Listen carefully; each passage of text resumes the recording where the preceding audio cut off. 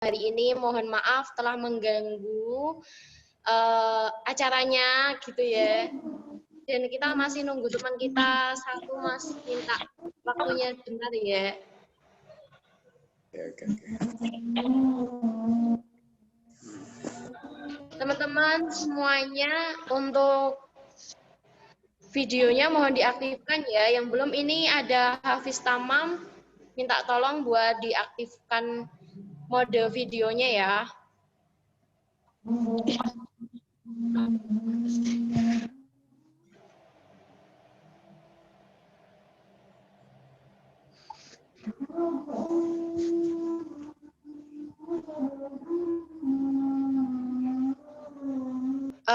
Iklimah udah di recording? Dah. Oke. Assalamualaikum warahmatullahi wabarakatuh. Buat teman-teman semuanya, di sini kita ada talk show, yaitu melalui virtual. Jadi di mana di masa sekarang, di saat pandemi seperti ini, kita tetap bisa sharing, kita tetap bisa belajar, dan kita tetap bisa menuntut ilmu walaupun kita berjumpa by virtual. Dan di malam hari ini kita ada mengangkat tema bahwasanya mengabdikan diri dalam misi kemanusiaan dengan narasumber Mas Ardian dari Domen Du'afah Jateng. Terima kasih Mas Ardian. Mau dipanggil Mas apa dipanggil Bapak? Mas. Ya, siap. Dipanggil Mas ya. Dan Mas Ardian sebelum lanjut ke sesi berikutnya yang akan kami lakukan adalah perkenalan. Nah, kata orang jika tidak kenal maka tidak sayang gitu ya. Nah, sebelumnya teman-teman perkenalkan, nama saya Safira, NIM-nya 1701026006, dan inilah teman-teman saya, ada Iklima, ada Amelia, ada Hafiz Tamam, dan ada Lutfi. Dan silakan perkenalan satu persatu. Dari Iklima mungkin boleh? Ya, perkenalkan nama saya Iklima, NIM 180-102-6095. Terima kasih. Kemudian yang selanjutnya ada Amelia.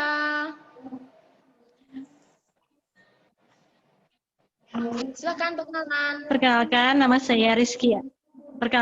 saya Rizky Amelia, NIM 180-102-6021.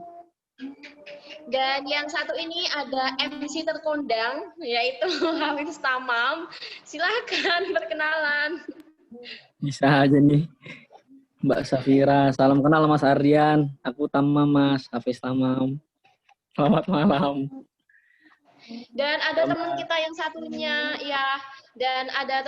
satunya, terkendala oleh sinyal, yaitu Lutfi. Jadi mohon maaf ya buat Mas Ardian, dan sekali lagi kita ucapkan welcome buat Mas Ardian yang sudah menyempatkan waktunya untuk gabung bersama kita di malam hari ini.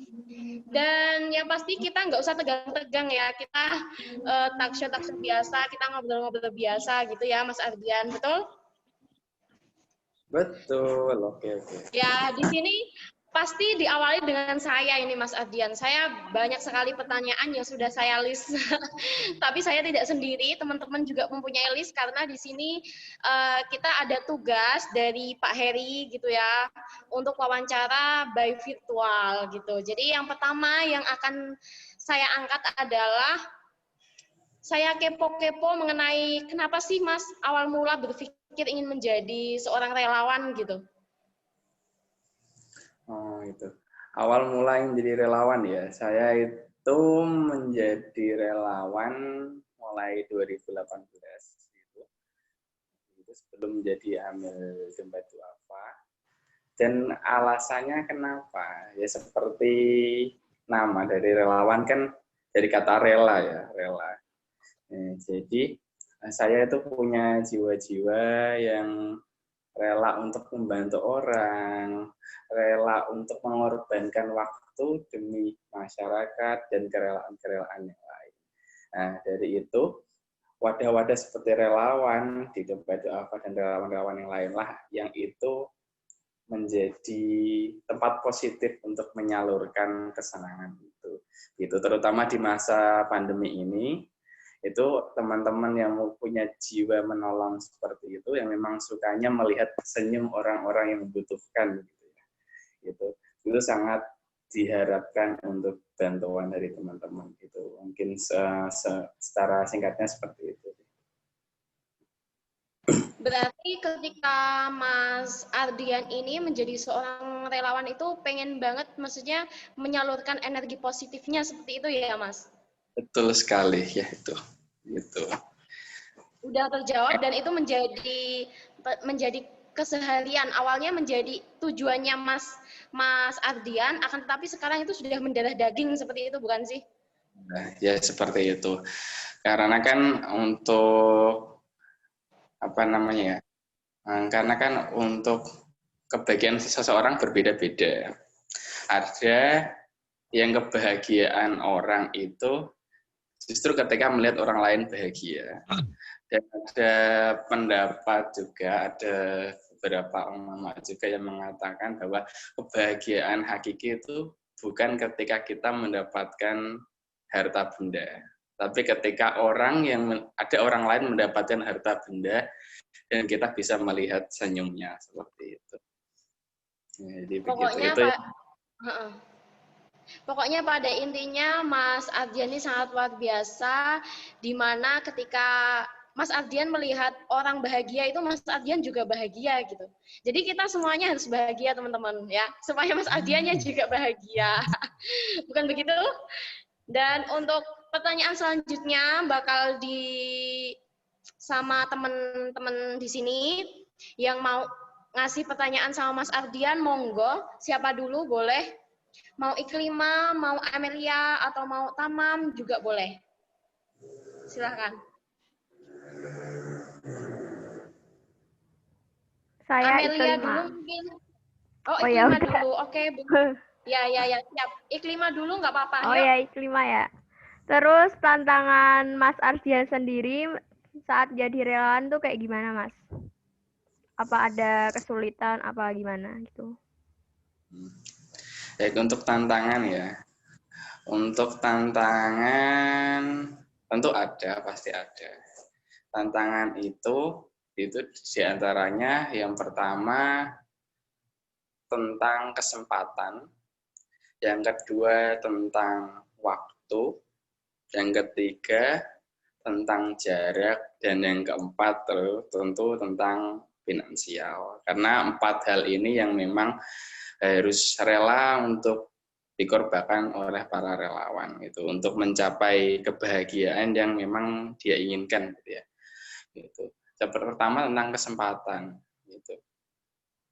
Kesempatan itu di tengah kesibukan ini, bagaimana caranya untuk menyempatkan waktu ketika memang ada event, mungkin misalkan di tahun 2018 itu juga dulu ada penggusuran di Tambak Lorok gitu, di Tambak Rejo, Semarang. Penggusuran ada kampung di bawah jembatan di sana. Dan di tengah hiruk pikuk kesibukan orang masing-masing itu tentu ada banyak yang mengalami kesibukan, belum tentu dia bisa menyempatkan diri untuk mampir ke tempat penggusuran itu, menghibur secara langsung. Mungkin ada nenek penjual di Johar juga ya di situ, itu yang tergusur, nangis-nangis dan pingsan, itu butuh ditolong dan lain-lain. Itu tentang kesempatan. Dan tentang finansial. Tentang finansial juga harus tantangannya harus mau untuk menyisihkan mungkin sebagian dari uang saku, karena dulu kan ketika itu saya masih mahasiswa ya, uang saku untuk ikut berdonasi, untuk ikut mencapai tujuan dari sesama relawan. Kan tentu relawan itu menggalang dana untuk satu tujuan, misalkan untuk pengadaan tempat belajar, Jadi harus tantangannya mau untuk menyisihkan itu juga, itu di tengah kebutuhan-kebutuhan yang lain. Dan juga terkait ada kesempatan, kemudian ada finansial, kemudian juga terkait Jarak tadi, Mas. Jarak, ya jarak. Ya. Jarak. Sama ini kan dompet duafa yang saya dulu jadi relawan dan sekarang saya jadi amilnya. Itu kan lingkupnya Jawa Tengah. Jadi sering juga ada event itu di luar Semarang kan. Dulu saya kuliahnya juga di Wali Songo gitu ya. Di luar Semarang ada di Kendal, ada di Demak, Batang dan lain-lain. Dan untuk mencapai tempat-tempat itu tentu kan perlu perjuangan. Kadang bisa seperti ini musim hujan dan lain-lain. Dan musim hujan, musim panas ya panas sekali, dan perlu bensin dan lain-lain. Dan itulah tantangan yang perlu dikorbankan dari para relawan. Tapi kembali ke tadi, kalau orang-orang yang memang punya jiwa untuk suka menolong, suka melihat senyum orang lain, pengorbanan itu tidak ada bandingannya, tidak ada artinya dibandingkan bisa melihat kebahagiaan dari sesama itu, gitu sih tantangannya. Dan tentu orang yang punya kebahagiaan itu siap menghadapi tantangan jauh itu, begitu. Mas Ardian, tadi aku ada sempat yang tentang kesempatan yang ada nenek tua kayak minta bantuan kayak gitu. Apa sih yang teman-teman relawan itu lakukan ketika membantu kayak gitu, membantu contoh kasus yang seperti tadi itu? Gitu. Kalau itu kan yang saya ceritakan yang di Tambak Loro itu ya, atau Tambak Rejo, itu kalau misalkan teman-teman lewat daerah arteri atau Pantura, itu nanti akan melewati kampung namanya Tambak Rejo. Itu di bawah jembatan itu ada kampung-kampung kumuh di situ. Nah, di situ ketika digusur itu masalahnya kompleks. Di antaranya tadi ada nenek-nenek itu kan, nenek-nenek yang dia itu kerjanya mencari penghasilannya, mencari penghasilannya itu ke pasar Johar, jualan sayur, itu pun ke pasar Joharnya beliau seringnya nebeng pick up tetangganya dan lain, nggak punya kendaraan sendiri gitu. Belum lagi anak-anak di situ banyak yang tidak sekolah dan lain-lain. Untuk penanganannya kita lihat kondisi ketika memang terjadi penggusuran itu yang paling urgent apa, misalkan nenek itu karena efek dari penggusuran itu, jadi melihat bangunan rumahnya itu rubuh gitu. Nah, itu beliau langsung shock dan pingsan, sesak dada gitu. Nah, untuk keadaan seperti itu, untuk penanganan pertama kan tentang kesehatannya dibopong oleh warga, langsung juga seperti lembaga sosial seperti Dompet Duafa dan teman-teman yang lain juga segera mengirimkan ambulans untuk dikirim ke rumah sakit gitu. Rumah sakit untuk segera ditangani. Ketika sudah pulih, sudah membaik bisa diajak bicara, bisa berjalan gitu, baru mulai diberi bantuan, entah subsidi uang untuk makan sehari-hari secara urut gitu, kebutuhannya cara seperti apa. Kemudian untuk makan sudah terpenuhi, gitu. Baru mulai diberi bantuan dan lain lagi untuk mungkin jualan lagi, karena kan tadi untuk aset-aset di rumahnya itu banyak yang terpendam ketika digusur. Itu baru yang nenek. Belum lagi untuk anak-anak di sana gitu tadi kan. Anak-anak banyak yang tidak sekolah, ada yang sekolah pun karena rumahnya tergusur, banyak bukunya yang terpendam juga. Akhirnya teman-teman dari lembaga sosial itu ada banyak sih ketika itu. Ada Lazisnu, ada Rumah Zakat dan banyak Nurul Hayat, ada sama membuat pos belajar. Pos belajar, ada guru lesnya, ada pendongengnya, dan lain-lain yang menyenangkan untuk anak-anak. Kemudian ada ditugasi juga untuk penyediaan pos pangan juga ada. Jadi masing-masing lembaga zakat ini berbagi tugas itu untuk tadi. Karena kan tiap usia tentu ada kebutuhan mendesaknya masing-masing. Jadi untuk orang tua, untuk kesehatan, ketika kala itu ditangani Dompet Duafa. Kemudian untuk untuk belajar kala itu seingat saya itu yang menangani Nurul Hayat, kemudian untuk yang pangan ketika itu kalau nggak salah rumah zakat itu bagi-bagi tugas.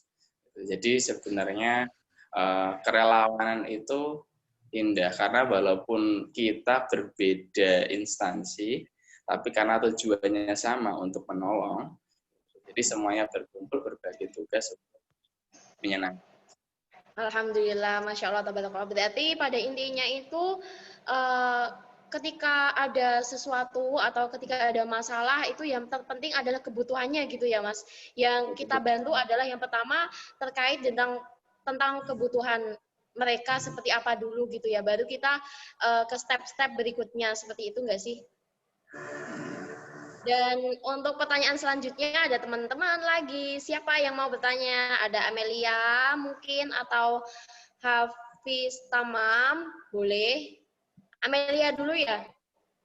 Iya, Ya, silahkan. begini saya mau tanya Mas, apa sih perasaan pertama yang Mas rasakan waktu turun jadi relawan? Perasaan pertama ketika turun. Perasaan pertama ketika turun itu satu kata kunci, heran. Saya heran. Gitu.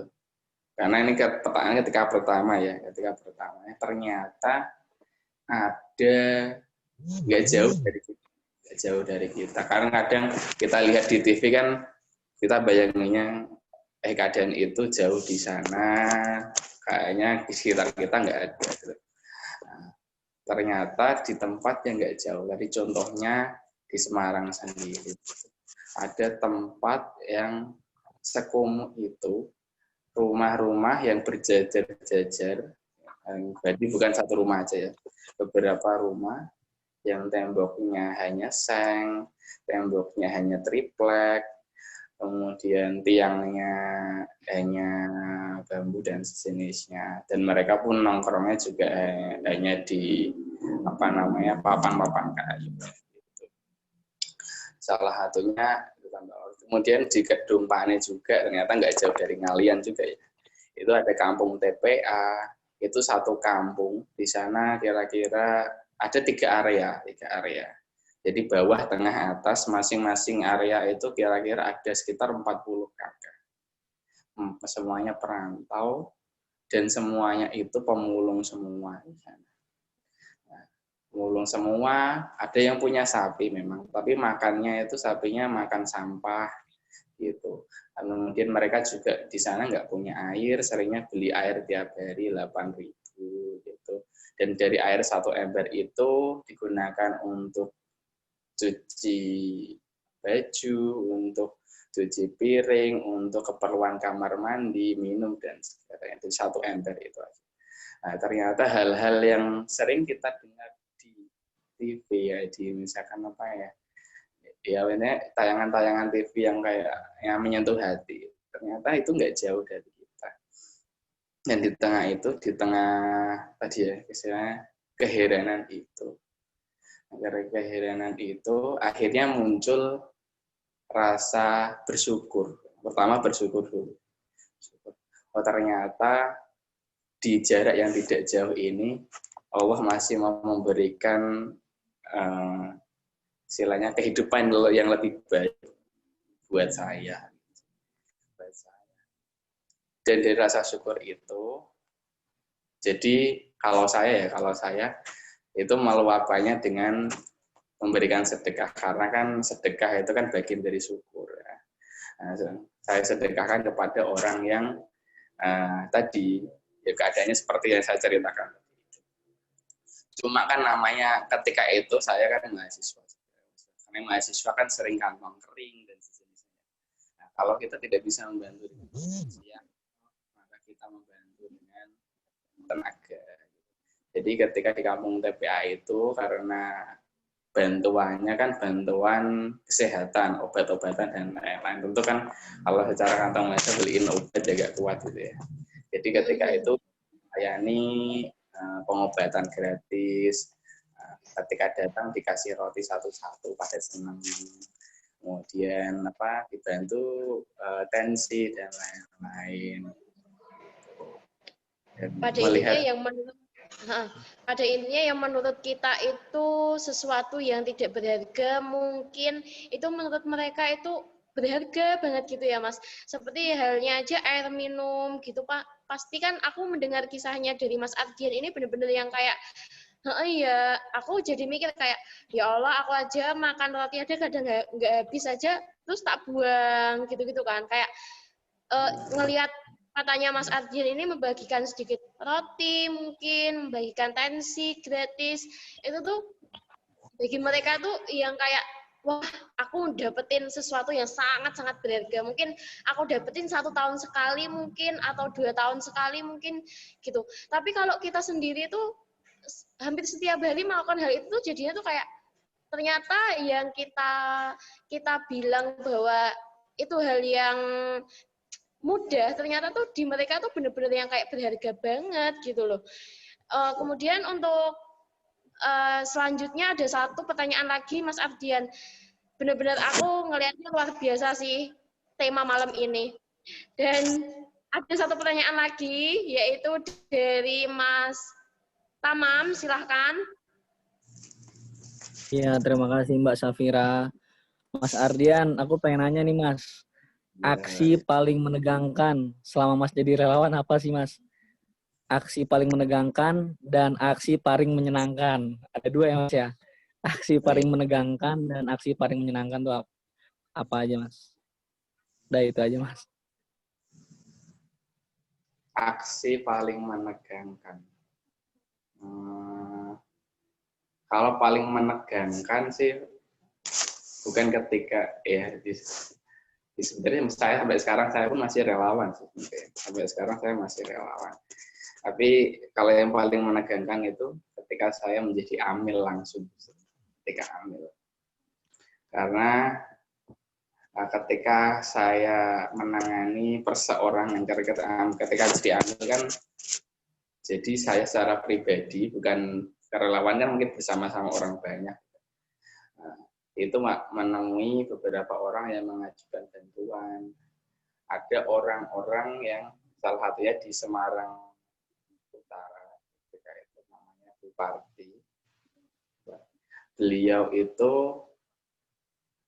orang yang memang nggak mampu gitu. Suaminya hanya tukang becak, beliau hanya jualan gorengan gitu.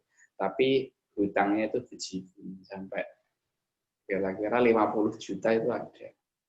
50 juta. Dan ketika itu saya ingat tanggal 26 itu ajuannya masuk ke saya. Tanggal 27 saya survei. Tanggal 28 kata beliau, 28 itu katanya mau didatangi rentenir dan rentenirnya mau datang dengan polisi untuk menangkap beliau.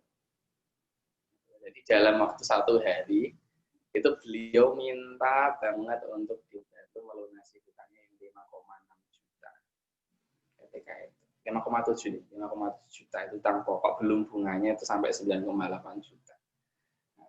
Dan saking mohonnya itu saya bingung kan dalam waktu 1 hari harus segera menyediakan uang segitu.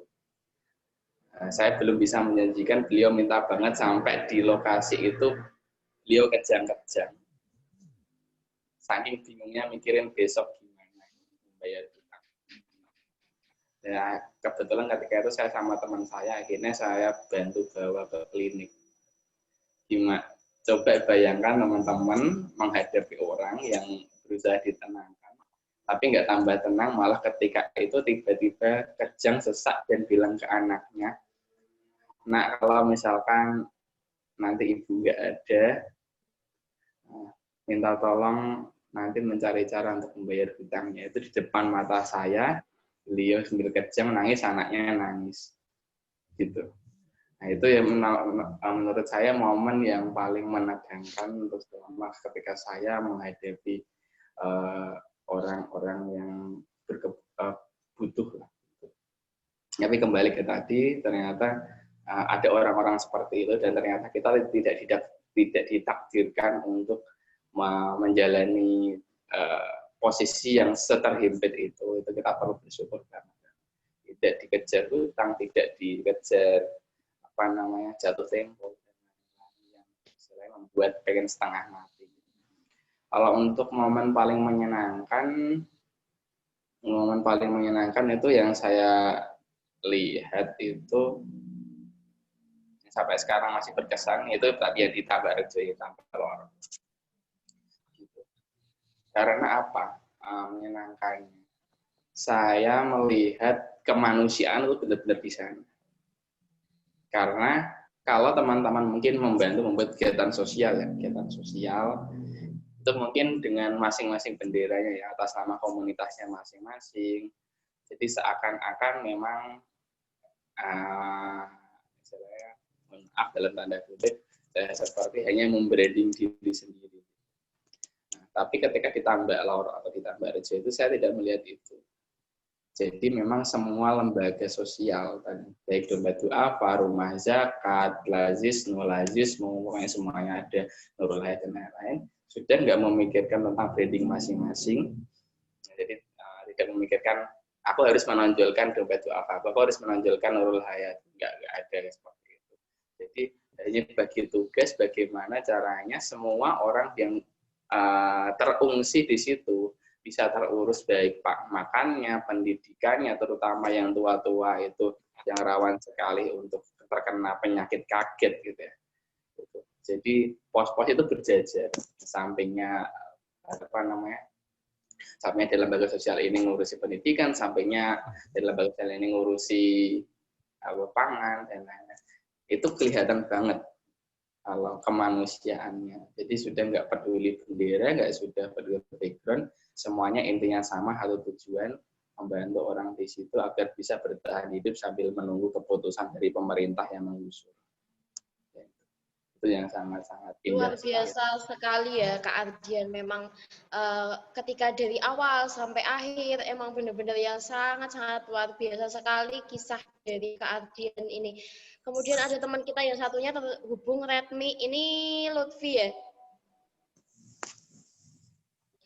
Dan karena Zoom kita limitnya sudah habis, maka terima kasih sekali lagi buat Mas Ardian, kemudian buat teman-teman semuanya yang aku nggak bisa sebutin satu-satu, pastinya yang pasti kita harus selalu menabur energi positif dimanapun kita berada, kemudian juga jangan lupa kita harus berbagi tanpa membranding sesuatu, pada intinya kita berbagilah sesuai dengan darah kita, dengan tujuan kita, dengan pengennya kita, dan kita juga ikhlas dalam berbagi tersebut, jangan sampai ada yang gimana-gimana. Dan untuk Mas Ardian kita ucapkan terima kasih banyak. Di malam hari ini kita banyak sekali ilmu maupun kesadaran kita, apalagi aku sendiri bener-bener kayak jelek banget. Kok kamu sekarang udah kayak gini, kok kamu nggak pernah berbagi gitu ya. Bener-bener Mas Ardian itu mengingatkan aku untuk teruslah berbagi ketika kamu di bawah, ketika kamu di atas, ketika kamu masih bisa hidup, ketika kamu masih bisa menghirup udara, kamu harus benar-benar harus bersyukur sama yang sudah ngasih kita nyawa yang pastinya. Dan saya mewakili teman-teman semuanya, terima kasih banyak buat Mas Ardian. Mungkin ilmu ini tidak bisa saya dan teman-teman dapatkan dimanapun, dan benar-benar luar biasa di tema malam kali ini. Dan saya ucapkan terima kasih banyak. Wassalamualaikum warahmatullahi wabarakatuh. See you semuanya. Assalamualaikum warahmatullahi wabarakatuh. Terima kasih Kita Mas foto Ardian. dulu yuk. Warahmatullahi wabarakatuh. Foto dulu yuk, boleh? Iklimah Siapa boleh yang foto? mau? Iklimah.